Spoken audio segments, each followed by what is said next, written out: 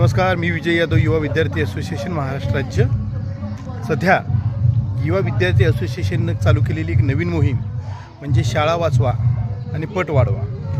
याचाच अर्थ आहे की पट वाढवा आणि शाळा वाचवा. तर माननीय अध्यक्ष तुषारदादा देशमुख यांनी त्यांच्या जिल्ह्यामध्ये म्हणजे नांदेड जिल्ह्यामध्ये अनेक शाळांना भेटी देऊन तिथल्या ग्रामस्थांना, गावामध्ये ग्रामस्थांना भेटी देऊन आणि शाळेमध्ये शिक्षक आणि विद्यार्थ्यांना भेटी देऊन त्यांचं मनोबल वाढवलेलं आहे. सरकारी शाळांचा पट कसा वाढला पाहिजे यासाठी माननीय तुषारदादा देशमुख हे रात्रंदिवस झटत आहेत.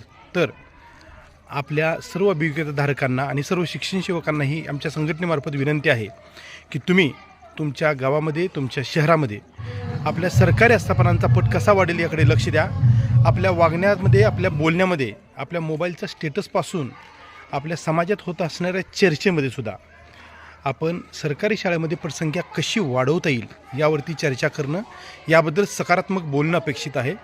मित्रांनो, जर सरकारी शाळामध्ये पटसंख्या वाढली तर शाळा टिकतील आणि शाळा टिकल्या तर भारताची, इव्हन महाराष्ट्राची शिक्षण व्यवस्था टिकेल आणि भविष्यामध्ये शिक्षक हे पद सुरक्षित राहील आणि गोरगरीब मुलांना शिक्षणही राहील. भविष्यामध्ये ज्यांना शिक्षक होण्याची इच्छा आहे त्यांनी पटसंख्या वाढीसाठी आपापल्या परीने प्रयत्न करावेत आणि संघटनेचं कार्य, संघटनेचे विचार पुढे न्यावेत, ही आमच्या संघटनेमार्फत तुम्हाला विनंती आहे.